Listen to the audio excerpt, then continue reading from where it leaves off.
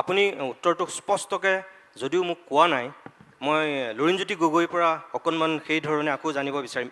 এখেতে যে কৈছে অসম গণ পৰিষদৰ বা আগৰ ৰাজনৈতিক দলবিলাকৰ যিটো ভুল সিদ্ধান্ত বা ভুল ফল তাৰ এতিয়াও আপোনালোকে ভুগি আছে। সঁচা কথা ক'বলৈ গ'লে আমাৰ যিটো আঞ্চলিক ৰাজনৈতিক দৰ্শন বা যিটো আমাৰ অসমীয়া সমাজ জীৱনত প্ৰভাৱ অসম গণ পৰিষদৰ পৰাই আমি বেছিকৈ দেখোঁ। তাৰ আগৰ আঞ্চলিক দলবিলাকৰ কথা আমি বাদ দিওঁ। 1980ৰ দশকত যেনেকৈ সামাজিক এটা ইছ্যু লৈ পেলাই গোটেই অসমখন উত্তপ্ত হ'ল, তাৰপিছত অসম গণ পৰিষদৰ জন্ম হ'ল, ঠিক একেধৰণে একেটা সময়তে অৰ্থনৈতিক শোষণ আৰু বঞ্চনাৰ বিৰুদ্ধেও অসমৰ মানুহৰ সেই জাতীয় চেতনা, সেই জাতীয় স্বাভিমানৰ কাৰণে আলফাৰ উত্থান হৈছিল। এটা সময়ত অসম গণ পৰিষদে দুবাৰকৈ চৰকাৰ গঠন কৰাৰ পাছত কি কৰিলে, কি দিলে, আমি কি পালোঁ, আমি দেখিলোঁ। ঠিক একেধৰণে যেতিয়ালৈকে হাবিত সেইসকল মানুহ আছিলে তেওঁলোকক আমি সকলোৱেই সিংহ বুলি ভাবি আছিলোঁ। কিন্তু যেতিয়াই তেওঁলোক আলফাৰ সেই নেতাসকল হাবিৰ পৰা জনসাধাৰণৰ মাজলৈ ওলাই আহিল, তেওঁলোক আচলতে সিংহ নে তেওঁলোক ঘৰৰ মেকুৰীতকৈও তলৰ, তাৰপিছত অসমৰ মানুহে গম পালে। এই যিটো মানুহৰ বিশ্বাসহীনতা, এই যিটো মানুহৰ আস্থাহীনতা, সেইকাৰণেই বাৰু এতিয়া আপোনালোকে হাজাৰ চেষ্টা কৰিও বিজেপি বা কংগ্ৰেছৰ বিৰুদ্ধে এতিয়াও মূৰ দাঙি উঠিব পৰা নাই নেকি? প্ৰথম আপুনি যিটো কথা কৈছে যে গোটেই কথাটো হৈ গ'ল আপোনাৰ দৃষ্টিভংগীটো ব্যক্তিকেন্দ্ৰিক। কোনোবা দল, কোনোবা সংগঠনে বিশ্বাসঘাতকতা প্ৰতাৰণা কৰিছে, তাৰ কাৰণে জাতীয় প্ৰশ্নবোৰ অমূলক হ'ব নেকি? আমি উত্থাপন কৰা যিটো আঞ্চলিক বৈষম্যৰ কথা কৈছে, আপুনি যিবোৰ আঞ্চলিক বৈষম্যৰ কথা কৈছে বা শোষণ নিষ্পেষণৰ কথা কৈ আছে, এইবোৰ সদায় এক্সিষ্ট কৰি আছে আৰু এক্সিষ্ট কৰি থাকিব। আৰু সেইকাৰণে ভাৰতবৰ্ষৰ দৰে এখন বিশাল ৰাষ্ট্ৰত, য'ত ভাৰতবৰ্ষৰ আৰ্টিকল 1তে আমাৰ আঞ্চলিক দলবোৰৰ প্ৰাসংগিকতা বা আঞ্চলিকতাবাদৰ প্ৰাসংগিকতাৰ কথা কৈছে, গতিকে এইটো সদায় আছে আৰু থাকিব।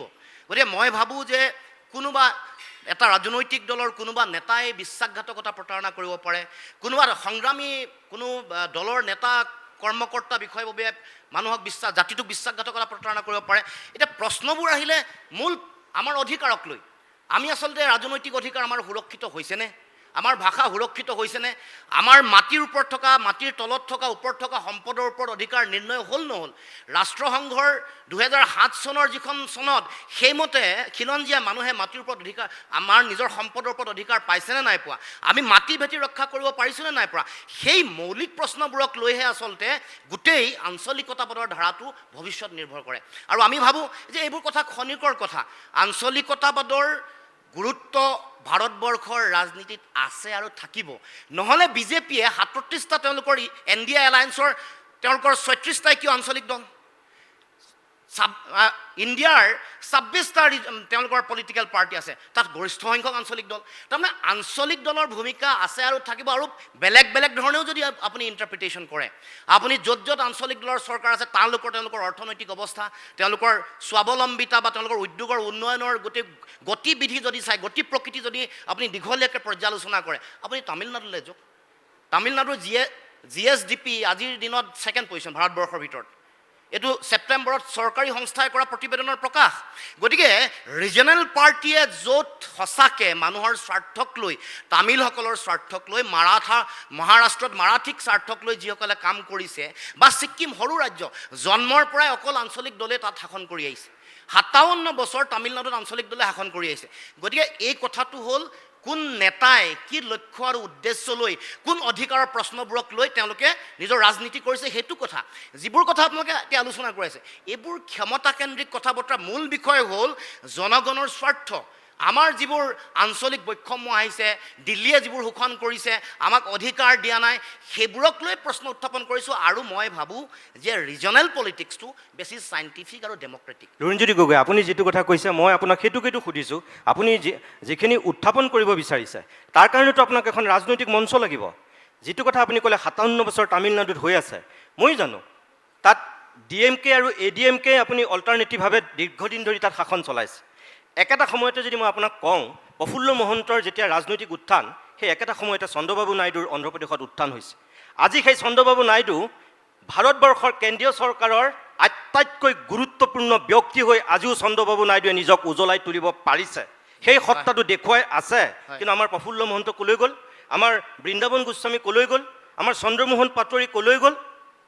অসম গণ পৰিষদৰ এতিয়া কি গুৰুত্বপূৰ্ণ ভূমিকা আছে দিল্লীৰ ৰাজনীতিত Yes, আপোনালোকৰ যদি সেই সংখ্যাটো নাথাকে আপোনালোকৰ যদি সেই নেতাৰ নেতৃত্বটো চেণ্ট্ৰেল গভৰ্ণমেণ্টৰ ওচৰত সেই ধৰণে যদি উজলি নুঠে তেনেহ'লে আপোনালোকে ইয়াত সেইখিনি হাজাৰ চিঞৰিও কি লাভ হ'ব সেই স্বাভিমান সেই আত্মভিমানৰ কথা যিখিনি কৈ আছে আমাকতো দিল্লীৰ দৰবাৰত সেইখিনি ক'বলৈ সেই মঞ্চখনত উপস্থাপন কৰিবলৈ আমাকতো এজন নেতা লাগিব নিশ্চিতভাৱে সেই নেতাজন নোহোৱাকৈ আমি যদি অকল সংবাদ মাধ্যমৰ বাঘ হৈ থাকোঁ তেনেহ'লে আমাৰ কেনেকৈ সেই সমস্যাবিলাক আমি উত্থাপন কৰিম বা আমাৰ সেই গুৰুত্বটো কেনেকৈ আমি আদায় কৰিম আৰম্ভণিটো সেইকাৰণে এই যে গণ পৰিষদে বিশ্বাসঘাতকতা প্ৰতাৰণা কৰিলে আপুনি মানুহৰ কথা কৈ আছে দল এটাৰ কথা কৈ আছে তেওঁলোকৰ ইণ্টেনশ্যনটো ঠিক নাছিল যুঁজিব নোৱাৰিলে কাৰণে সময়ে তেওঁলোকক ৰিজেক্ট কৰিলে আমি ভাল ইণ্টেনশ্যন এটা লৈ আমি সকলোৱে সন্মিলিতভাৱে কাম কৰিবলৈ অখিল গগৈ ডাঙৰীয়া বা আমি অসম ৰিজনেল ফ্ৰণ্ট আমি আৰম্ভ কৰিছোঁ ইয়াৰ আমি লক্ষ্য এইটোৱে যে আমাৰ যিবোৰ অমীমাংসিত জাতীয় প্ৰশ্ন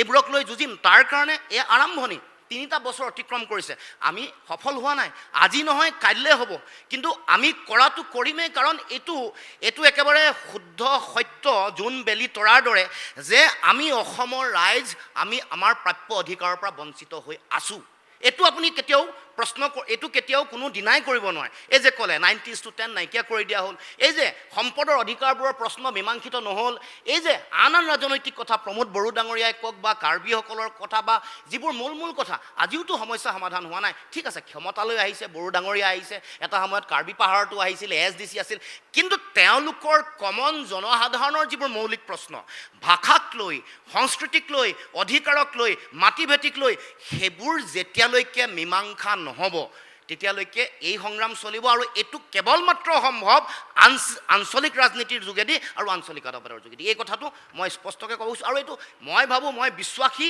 যে খুব সোনকালে নিশ্চিতভাৱে আঞ্চলিক দলৰ গুৰুত্ব দিল্লীলৈ আহিব এতিয়া যিটো আপুনি কৈছে যে গুৰুত্ব নাই গণ পৰিষদৰ কোনো গুৰুত্ব নাই গণ পৰিষদে চিঞৰা শব্দটো দিল্লীত গৈ খুন্দা মাৰিব নোৱাৰে মোদী ডাঙৰীয়া বা অমিত শ্বাহ ডাঙৰীয়াৰ ওচৰত সেইকাৰণে আমাৰ বিষয়বোৰ তেওঁলোকে ক'ব নোৱাৰিলে নাগৰিকত্ব সংশোধনী আইনখনে যে আমাক অন্যায় কৰিব এইটো ক'ব পাৰিব লাগিছিল তেওঁলোকে তাৰে কাৰণ 855জন শ্বহীদৰ ত্যাগৰ বিনিময়ত তেওঁলোকৰ তেজৰ চেকুৰাৰে পাৰ হৈ জন্ম হোৱা এটা দল তেওঁলোকে ক'ব পাৰিব লাগিছিল যে অন্যায় 43 বছৰ অতিৰিক্ত বিদেশী বোজা আমাক দিব নোৱাৰে আমি ইতিমধ্যে 20 বছৰ বোজা লৈছোঁৱেই দেশৰ হৈ লৈছোঁ মানৱীয়তাৰ দোহাই দি লৈছোঁ সমগ্ৰ ৰাষ্ট্ৰৰ হৈ লৈছোঁ আন্তঃৰাষ্ট্ৰীয় চুক্তি মানি লৈছোঁ এতিয়া আৰু আমি নোৱাৰোঁ এইটো ক'ব পৰা দমটো ৰিজনেল পাৰ্টিৰ লিডাৰৰ থাকিব লাগিব যিটো নাই কাৰণে আজি আপুনি এই মোক প্ৰশ্ন কৰিবলৈ সুযোগ পাইছে আহি থাকিব লগা দিনসমূহত আমাৰ যেতিয়া চৰকাৰ হ'ব আমি যেতিয়া আমাৰ আৱাজ দিল্লীলৈকে আহিব তেতিয়া এই বিষয়বোৰ জাতীয় জীৱনৰ এই মৌলিক বিষয় মৌলিক প্ৰশ্ন জাতীয় জীৱনৰ অধিকাৰক লৈ হোৱা যিবোৰ কথা বতৰা এইবোৰক নিশ্চিতভাৱে যুঁজিম আৰু এইটো আপুনি বিশ্বাস ৰাখক এইটো কেৱল মাত্ৰ আঞ্চলিক দলৰ যোগেদিহে সম্ভৱ